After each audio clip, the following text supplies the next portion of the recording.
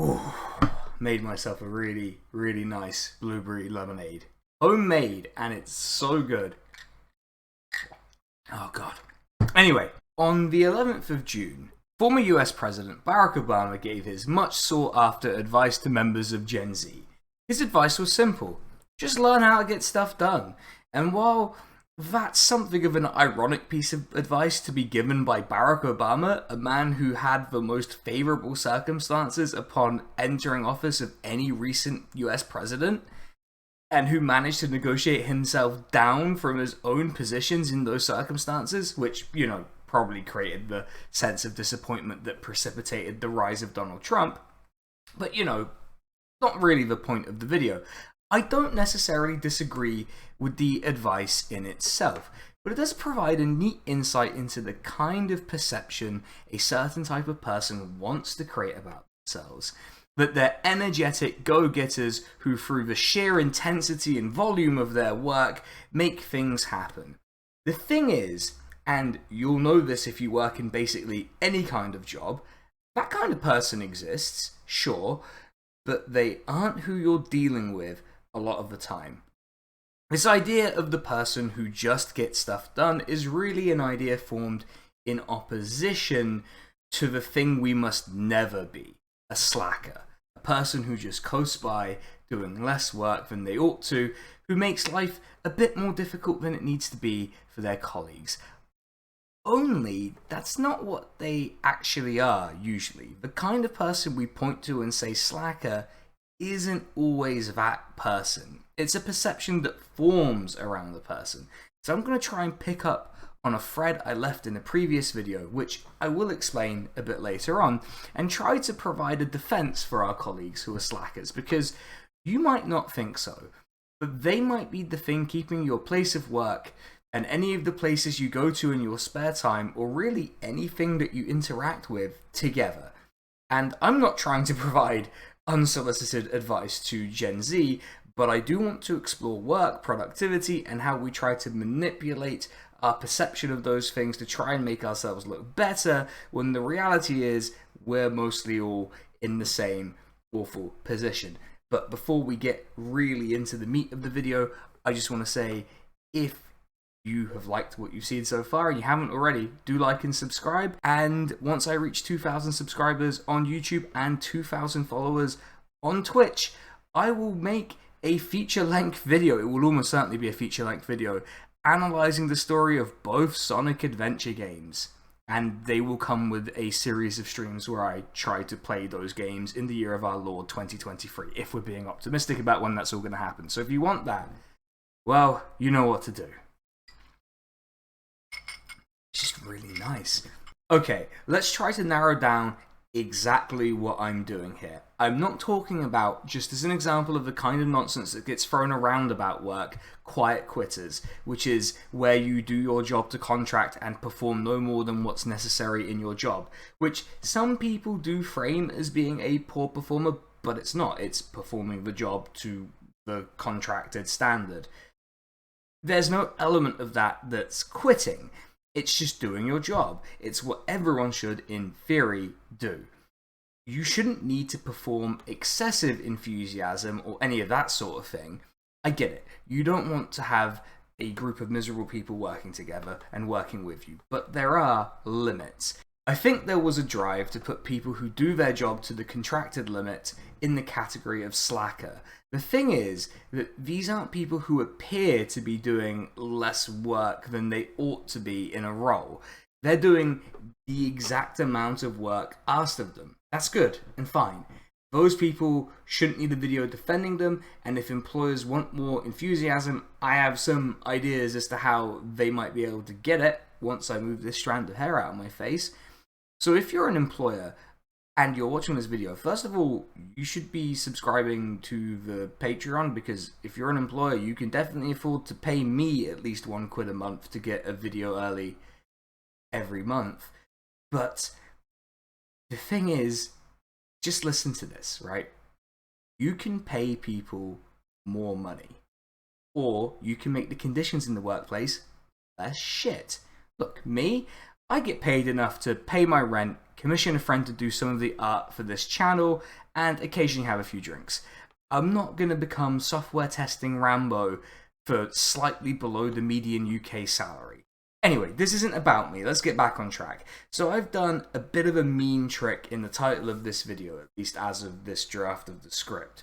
Maybe I haven't, but I feel like I would have done it anyway. The people I had in mind for this video aren't slackers as we usually imagine them.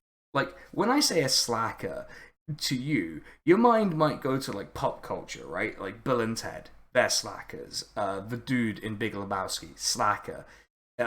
Basically the entire cast of Always Sunny in Philadelphia, they've been slackers at various points. There's a whole episode where they're all on a dating app and not running the bar where they work at. You know, Fry and Bender from Futurama, Homer Simpson. These are generally characters who fall under the broad umbrella.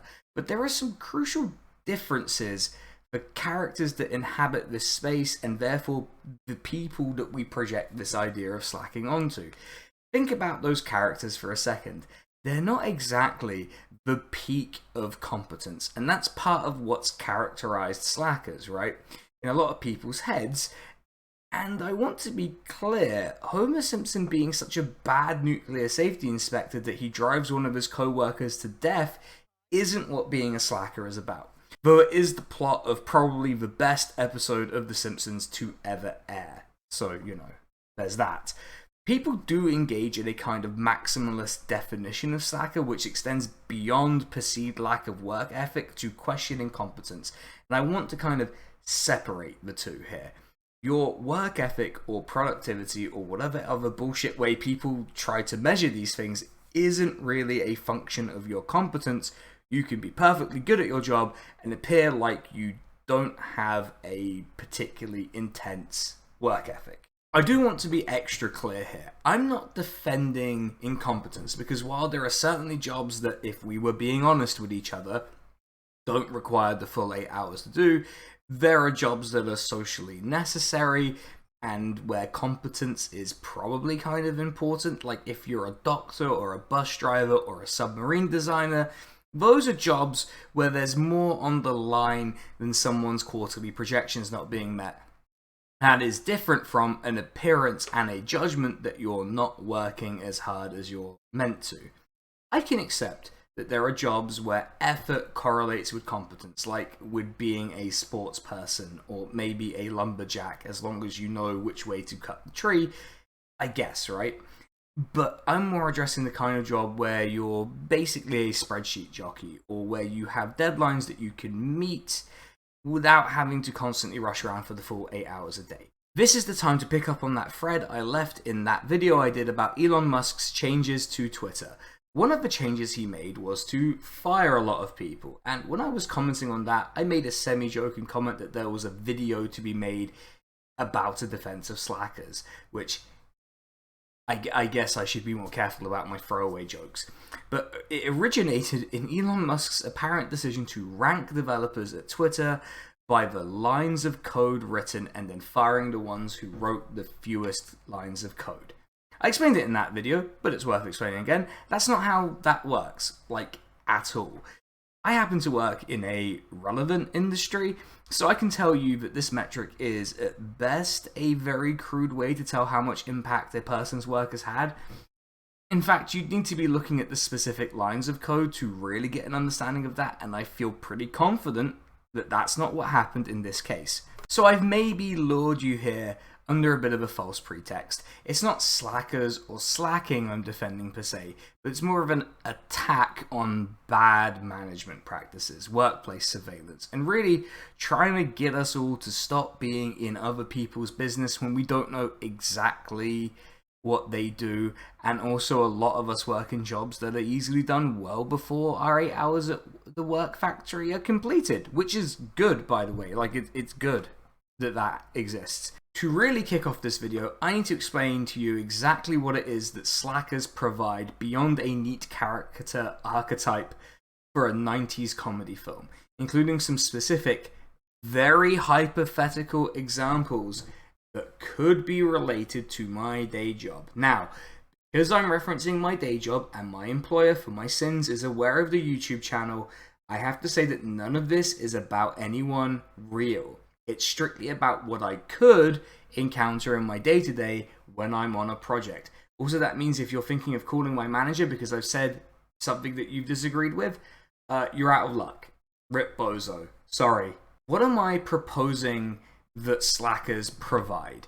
In that video, I mentioned something called institutional knowledge, and I kind of glossed over it, but I'm going to explain it now.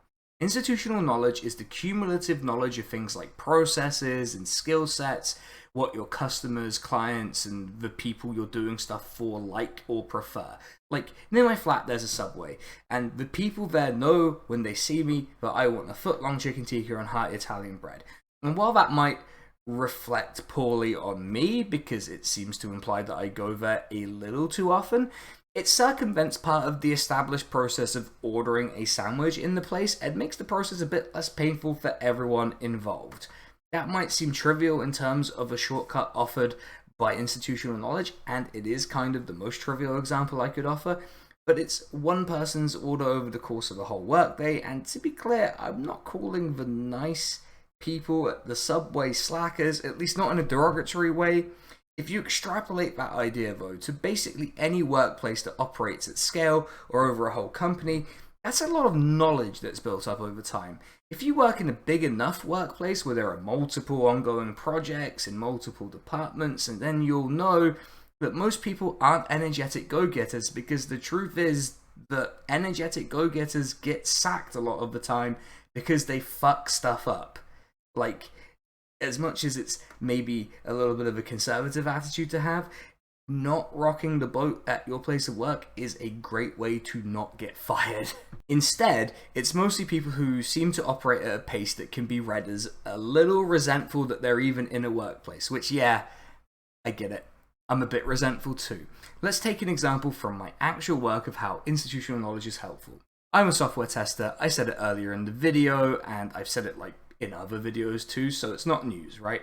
But my specific role is automation testing. Basically, I write code that checks whether a website works or not, and this is done for a few reasons, but the main one is that getting someone to manually do repetitive tasks over and over again takes a long time and leads to mistakes, and it's a waste of effort in a way. So it's much easier and efficient to have someone, usually a group of testers to be honest, write a big batch of code that does it all, so that regression tests, that's tests that you do when a change happens to make sure that nothing is broken from the change, and health checks can be done without using a testing resource beyond having them fire up the test and reading the results. When we get those results back, we break it down by each scenario and we see which ones failed or passed. And if we're lucky, everything passes, right? But if not, we have to determine whether it's an actual defect. If it is, it gets taken to the developers. Now, in a traditional project structure, or in a sort of what people call a waterfall project, developers will not be doing very much at this time. You might say they're slacking off. But that's a price worth paying, both for someone who has to deal with developers and as an organization who has developers and testers. If I come with a specific problem, like the search function doesn't work, if there was a rapid turnover in staff, or we simply got rid of surplus developers during a testing phase on a waterfall project, and I went to them, they might be perfectly competent, sure, but competence only gets you so far so quickly. And before anyone jumps in the comments and goes, yes, but what about agile projects? Do not test me. I will not tolerate any agile-related comments on this video. You have been warned. I am very specifically certified to tell you to shut the fuck up about that. A new person or a smaller group may not have the collective knowledge to solve the problem quickly. And you don't want delays in fixing problems, right? And as I put it in that older video, a slacker who has institutional knowledge, who maybe doesn't code as many lines as you might expect, will know where the bodies are buried and be able to fix it quickly. I've done my job, they've done theirs, everyone's happy, no one had to appear to do a lot of work. We just, as Obama put it, got stuff done. There's a joke I made a lot on Twitter, and I think in some of the videos, if I'm being honest, which is that British people are the most resentful at having to do their actual job, and I stand by it as a joke. But something I hadn't quite clocked onto was that in making that joke, I was kind of participating in this judgmental attitude around work. So where did I go wrong, and what was I unintentionally reinforcing with that joke? I mean, I'm probably still gonna make the joke, but there's something rotten about it, which I suppose is why I kind of find it funny. Look, it's satire. You can't be mad at me, it's satire. I want to introduce you all to a concept, but I'm going to introduce it to you in the form of a problem. You're the manager of a factory that makes toys, and you make a certain amount of toys per hour. You, a crafty and intelligent manager that you are, you understand that these toys are made for a series of tasks, and that these discrete tasks take a particular time. You're motivated by your desire to extract as much profit as possible from your loyal, but perhaps slightly chatty or relaxed workforce. You notice that there are a lot of efficiencies to be made, so you start to time your workers to see how long they take to do a task. This is your baseline time, but you want to see if they can do any of these tasks faster. So you clamp down on the slacking. Maybe you ban your workers from chatting to each other, maybe you found a more efficient way for them to put the toys together and get them to do that, or maybe you just force them to reduce the number of breaks they take. Either way, you now notice that they do these things quicker, or at least you're getting more toys out of it. So this is your new baseline, and if any workers fall below these baselines, then you might feel that you have grounds to fire them, or at the very least reprimand them. If this sounds like KPIs or key performance indicators, that's because it kind of is. What this process is an example of something that's called scientific management, or more colloquially, Taylorism, an attempt to apply scientific principles to workplace management in order to improve efficiency in the workplace, and the particular focus is on the efficiency of productive labor. And it should be pretty obvious that this is bad for workers, and ultimately that a lot of resentment that I was joking about is probably rooted in the sort of tension of having to live in a world where this is kind of the standard. Granted, in the UK at least, most of us aren't working in factories, but employers like to have metrics by which they analyze our performance, and that is rooted in this sort of scientific management Taylorism thing. And the thing is that this isn't just bad for the obvious reason.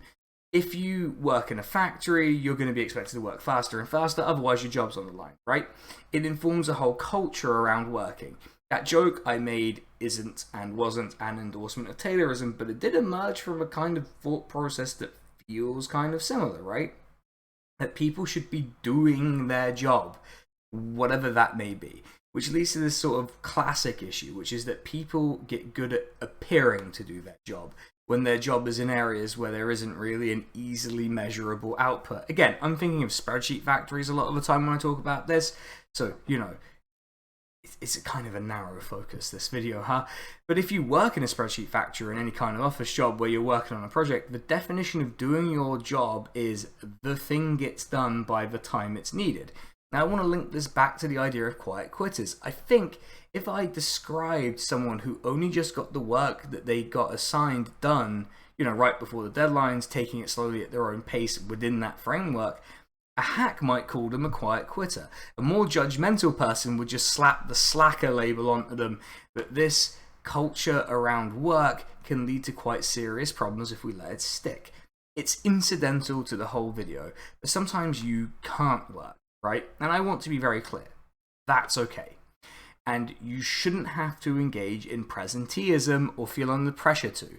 And what is presenteeism? The easiest way to explain it is to describe a scenario. Have you, and this is getting a bit, has this ever happened to you? But bear with me. Have you ever woken up in the morning before work and just felt absolutely rotten? Imagine the worst cold you ever had. Then imagine you decide to push through it and go to work anyway. I don't know what kind of colds you're all coming down with, but for me it's basically impossible for me to do any work if I'm that ill. Yet I know people who push through their sickness, show up at the office, or if they work from home, their home workstation, but a lot of this is about the office, or at least they used to do this back when, you know, the office was a thing that a lot of them had to go into.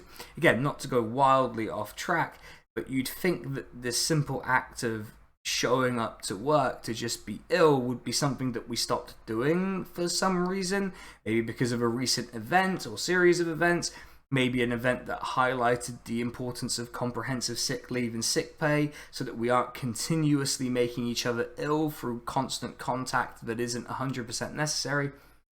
Anyway, I'm just offering the thought. But that's the diversion done. Where am I going with this? When we think of and conceptualize slackers, we almost always imagine someone else. And that interests me because people are really judgmental when they think someone else is getting a better deal than them. But here's my ultimate statement to you for this video. You are probably a slacker, and that's okay. In fact, it's not even just okay, it rocks, it's very cool. No one has ever given 100% effort to 100% of the things that they're doing at any given time. If you did that, you would probably burn out, and that would suck. My feeling is simply this. Let's cut the bullshit about focusing on other people's work ethic and just be honest with ourselves here. If you're working in a spreadsheet factory job, a job that doesn't require any kind of service directly to customers, you probably don't need to be working all 8 hours of the day that we do in the UK in full-time work. I get that if you have a job like being a chef or working as a waiter or a barista or any kind of job like that, where because of this overarching culture, you probably have heard the phrase, if you have time to lean, you have time to clean. I mean, you know, I guess chefs might kind of wish that they had so much downtime that they could hear that, but you get the idea, right? And my general feeling about that statement is just like, fuck off, really. Like, if you're the kind of person who says that to someone checking their phone once or twice, just get a fucking life, honestly. Sorry, I'm getting sidetracked again, as usual. My point is that we don't need to be going 100% of the time, all the time, to do whatever jobs it is that we have, or whatever it is that we do. Like, this video script took me way too long for the content and the length for me to force this out, and I'll be honest, I didn't put 100% of the effort I could at all of the times that I was working on this. Still got the video out before the month was over, I hope, and I still think it's good, so, you know, keep on slacking. Go get some business hammocks. Is that a reference everyone's gonna get? You know what? I'm gonna put in a clip here. Hi, Homer. What can I do for you? Sir, I need to know where I can get some business hammocks. Hammocks? My goodness, what an idea. Why didn't I think of that? Hammocks! Homer, there's 4 places. There's the Hammock Hut. That's on 3rd. Uh-huh. There's Hammocks R Us. That's it. on 3rd, too. You got Put Your Butt There. Mm-hmm. That's on 3rd. Yeah. Swing Low, Sweet Chariot. Right. Matter of fact, they're all in the same complex. It's the Hammock Complex down on 3rd. Oh, the Hammock District. That's right. On that note, I just want to thank everyone for watching and say that if you've made it this far, please like and subscribe. It's free, it's good, it really helps the video out in the old algorithm zone. And I want to thank my proofreader, who was my partner, who had some very strong opinions about the idea of slacking and management and all of this other stuff. So thank you to her. And I also want to thank all of my patrons. If you want to have your name displayed at the end of the video, and if you want access to the super secret bits of the Discord, which will be down below in the link tree thing that I'll put down there, then all you need to do is join the Patreon at the £1 tier. And at the £1 tier, you get 1 video a month early. At any of the other tiers, you get both videos early. And I also want to do a special shout out to Drone Riff, Mercutio, Kersey Scheider, and John N, who are the top tier subscribers. Thank you very much for your continued support. Otherwise, everyone, I'm going to depart now, and I'm going to go to the great business hammock that I have in my flat and relax a little bit before I edit this video, which, to be fair, is probably looking like a light edit. But anyway, I'll catch you all next time, and keep slacking.